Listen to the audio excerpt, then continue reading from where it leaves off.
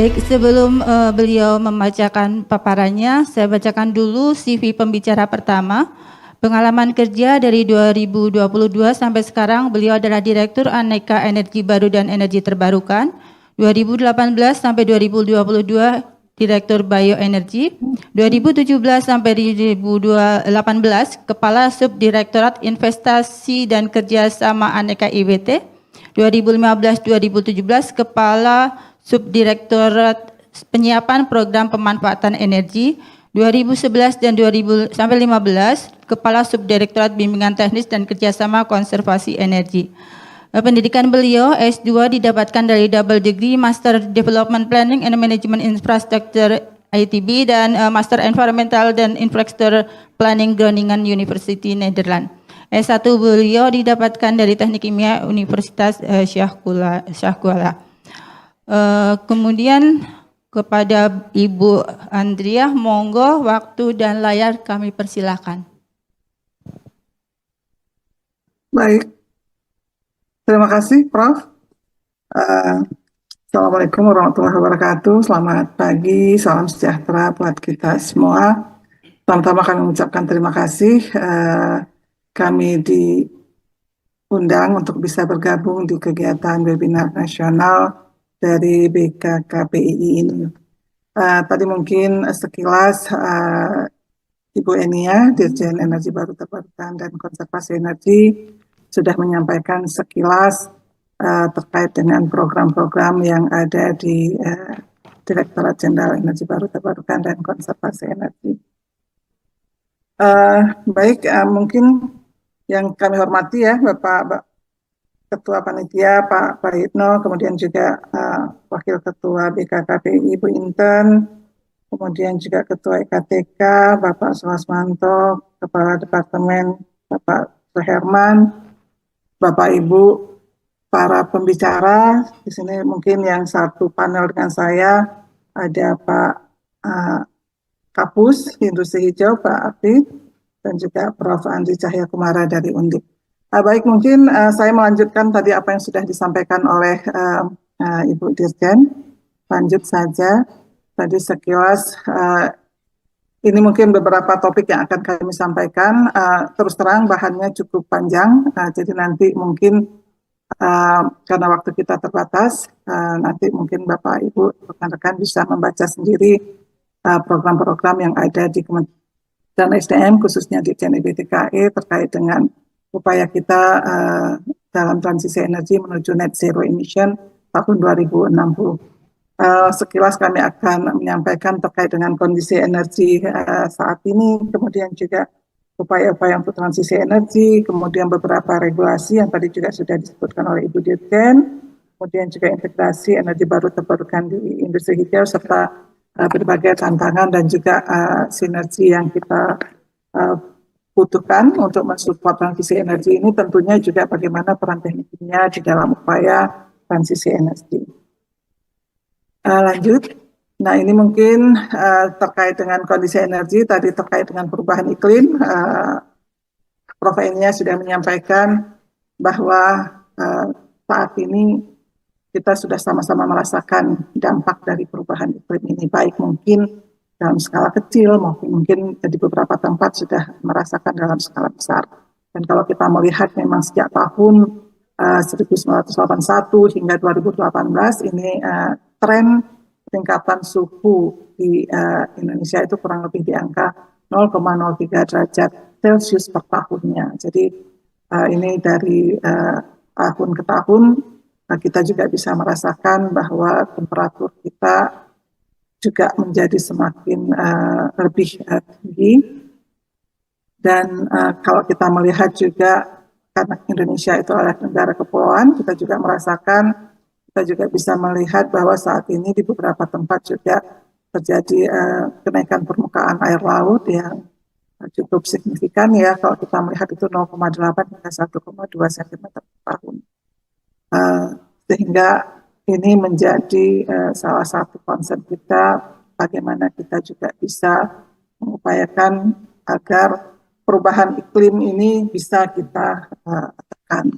Dan kita juga sudah komit dengan target-target yang sudah ditetapkan di Paris Agreement. Kita sudah mempunyai target untuk national determined condition kita, dan kita juga sudah berupaya untuk bisa memperbaiki dari target-target kita dari NDC menjadi enhance NDC kita, di mana target ini menjadi lebih tinggi lagi, dan saat sekarang pun sedang pembahasan untuk second NDC yang kemungkinan juga nanti targetnya akan menjadi lebih tinggi dalam rangka kita mempertahankan agar suhu tidak naik melebihi 2 derajat Celcius di tahun 2030, bahkan diupayakan bisa kita pertahankan di 1,5 derajat Celcius. Dan untuk jangka panjang kita juga sudah mempunyai target untuk bisa menuju net zero emission, di mana diharapkan nantinya emisi di sektor energi pada tahun 2060 itu hanya di kisaran 129 juta ton CO2 saja. Lanjut. Nah, kalau kita melihat dari sisi konsumsi energi saat ini, dari sisi penyediaan, lebih dari 40% konsumsi energi kita itu masih disuplai oleh batu bara.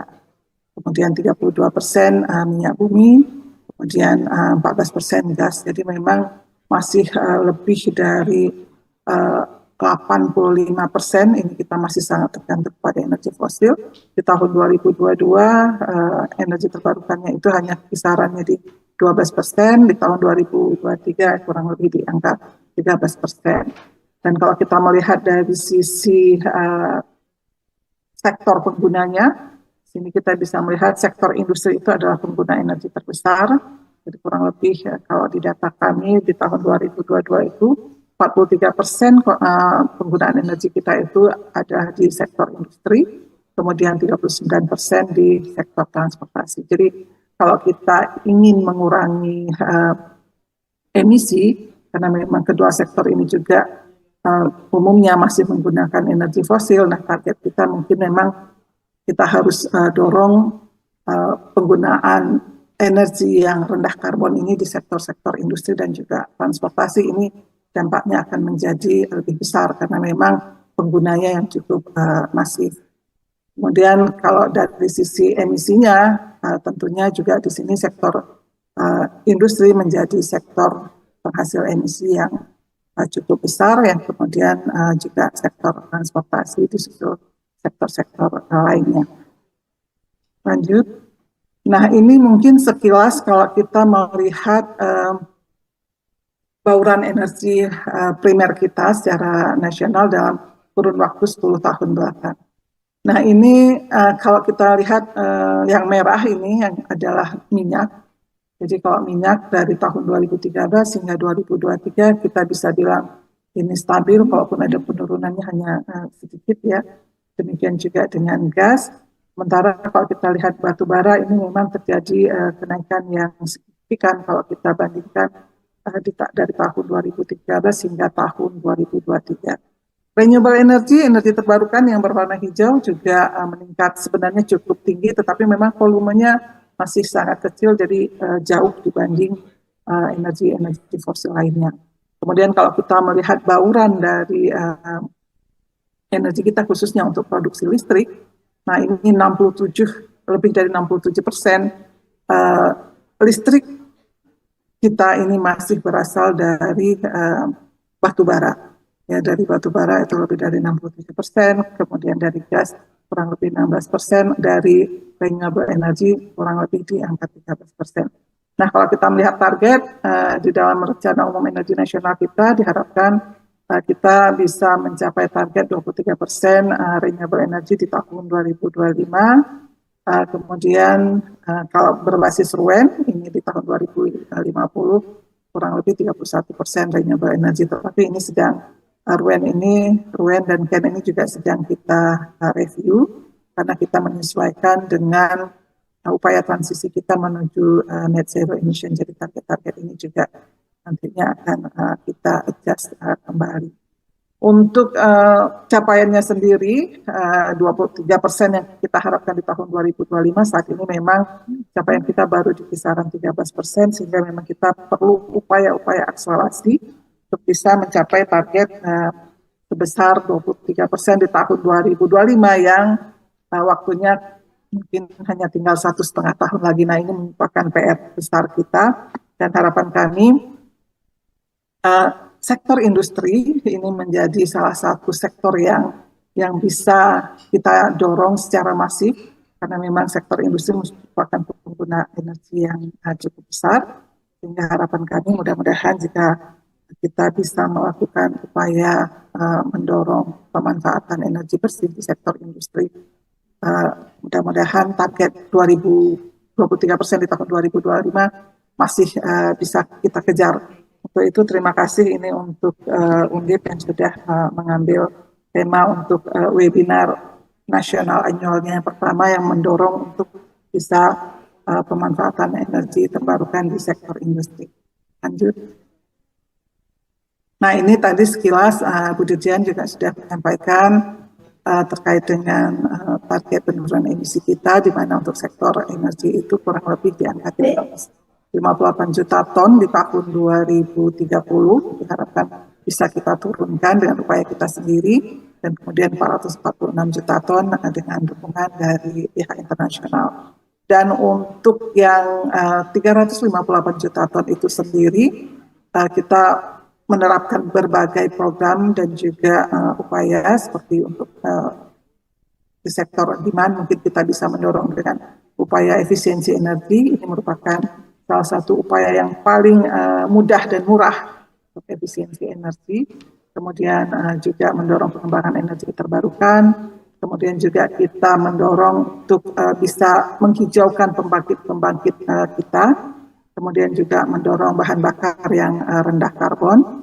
Kemudian yang terakhir ini adalah kita juga mendorong reklamasi tambang. Jadi ada 5 program ini yang di sektor energi yang kita lakukan dalam rangka kita mencapai target emisi kita di tahun 2030 khususnya di sektor energi. Kalau kita melihat capaiannya dibandingkan dengan target yang ada di RUEN di tahun 2023, kita sebenarnya sudah melebihi dari target yang ditetapkan. Di mana kalau kita melihat targetnya itu kurang lebih 116 juta ton CO2 yang harus kita turunkan di tahun 2023 kemarin. Alhamdulillah capaian kita mencapai 127 juta ton CO2 yang bisa kita turunkan. Dan ini berasal dari upaya-upaya mitigasi. Yang pertama sekali adalah dari pengembangan energi terbarukan.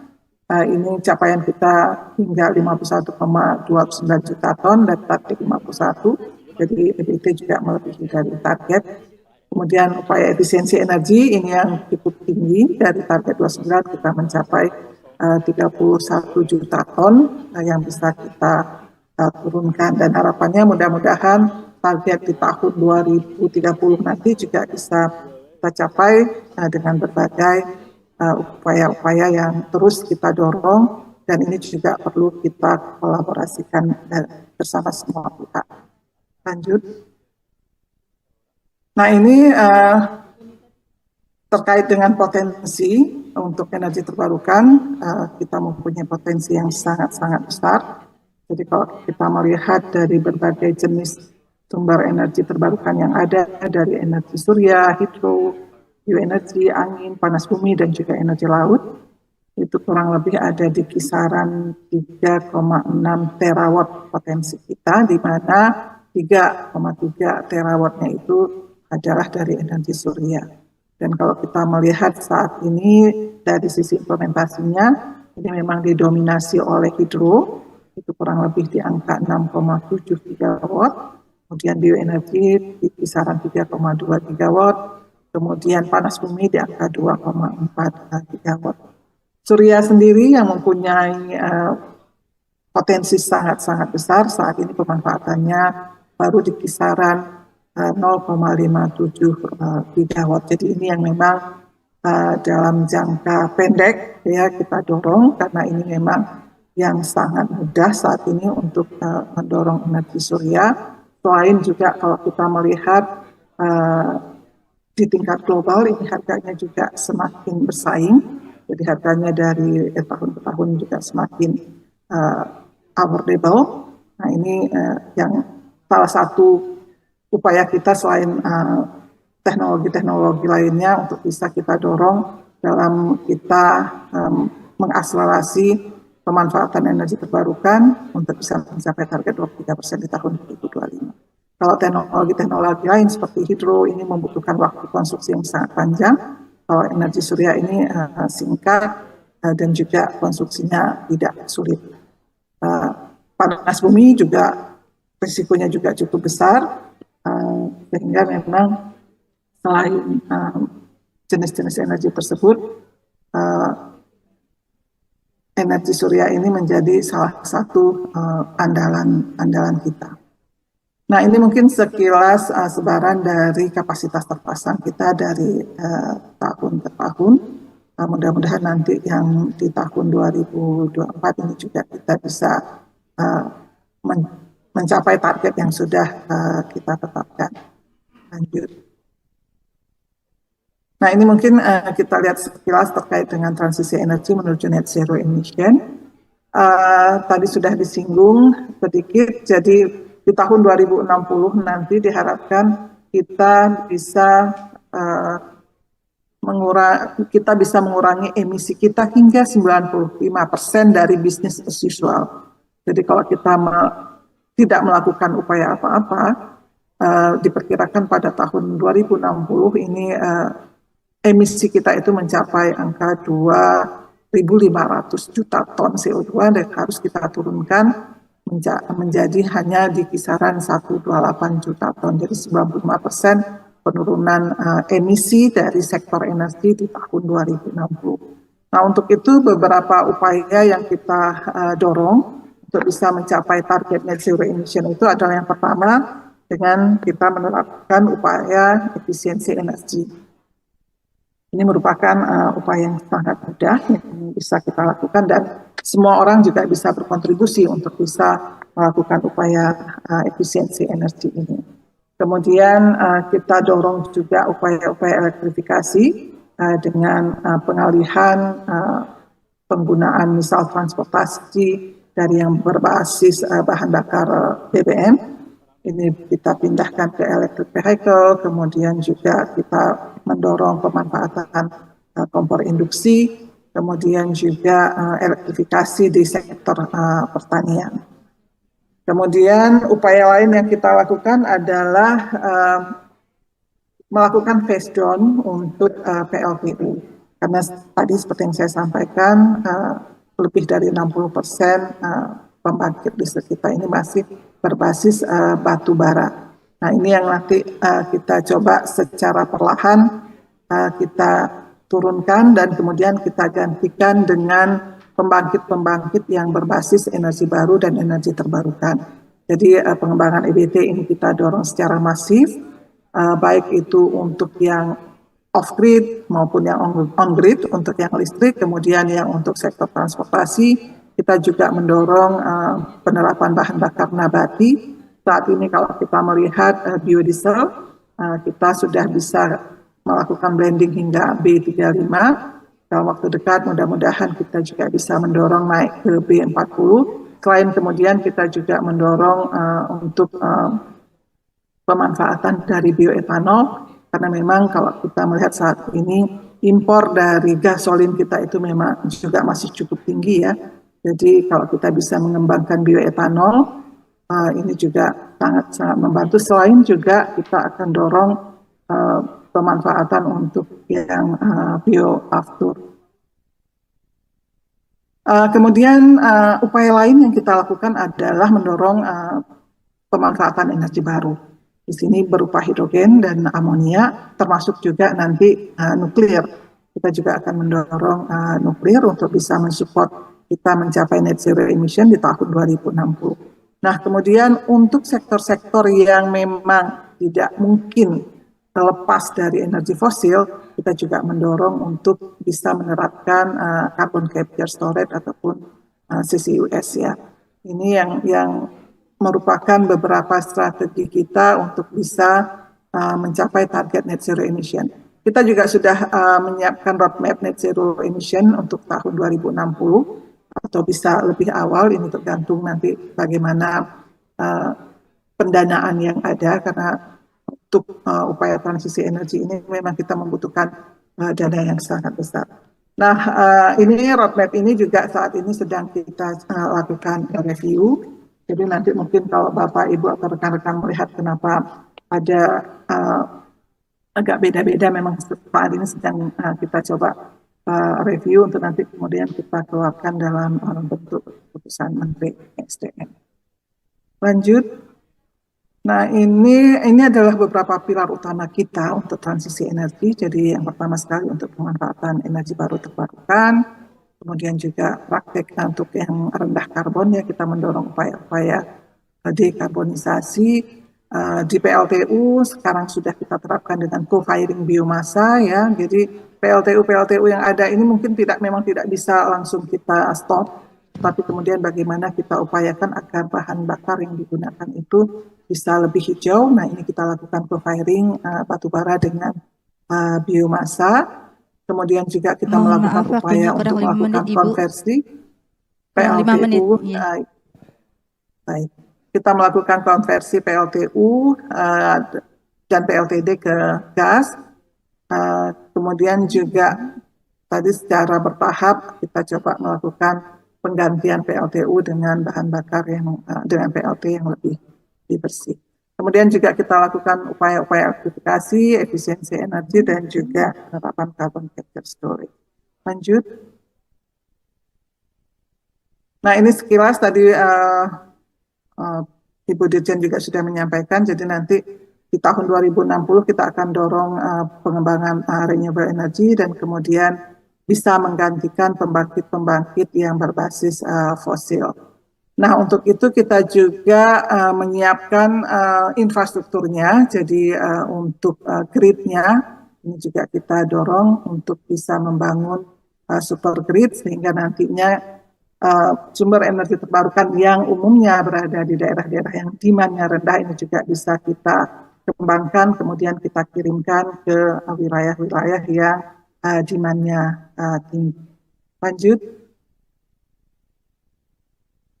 Nah, ini terkait regulasi, tadi sekilas Ibu Dirjen sudah menyampaikan terkait dengan yang saat ini sedang kita susun RUU EBT, kemudian saat ini kita juga sudah mempunyai Perpres 112 tahun 2022 yang memang mendorong pemanfaatan energi terbarukan untuk penyediaan listrik, di mana di sini untuk harganya kita menggunakan KPT dan di dalam regulasi ini juga mengatur terkait dengan transisi energi dan juga upaya untuk bisa mengurangi pembangkit PLTU.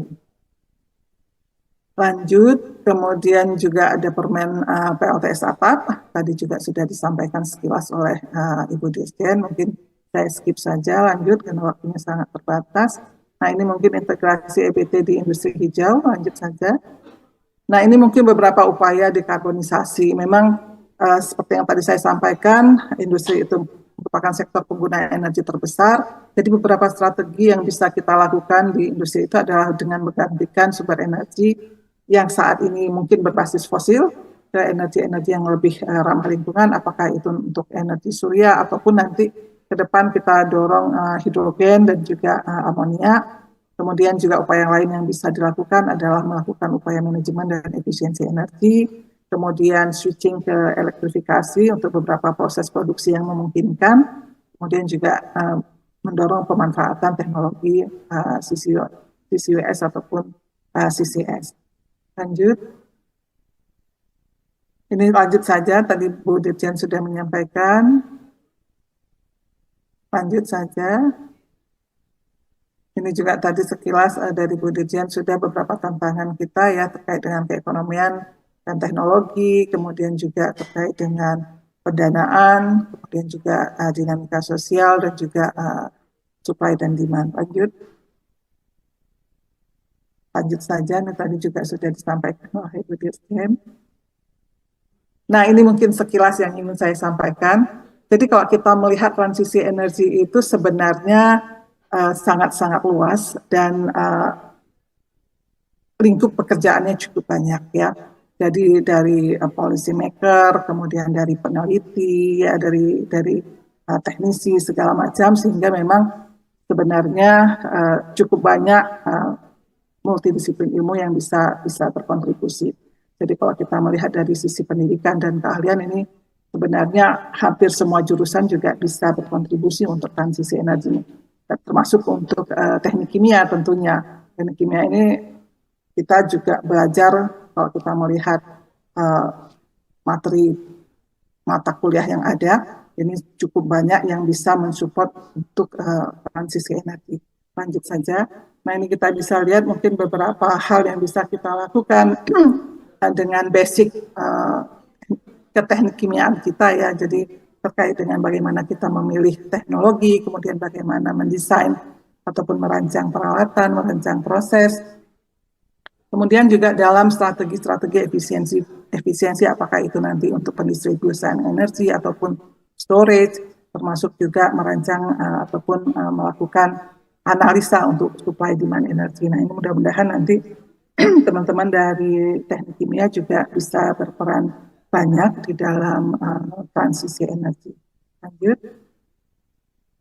Nah ini kita juga mendorong startup dalam kebijakan transisi energi. Harapan kami juga startup ini juga bisa terlibat ataupun berpartisipasi dalam konsultasi dan diskusi publik sehingga nantinya bisa mensupport juga dalam penyiapan regulasi, kemudian dalam penyiapan standar dan juga dalam inovasi untuk teknologi dan juga tentunya untuk penyebarluasan informasi.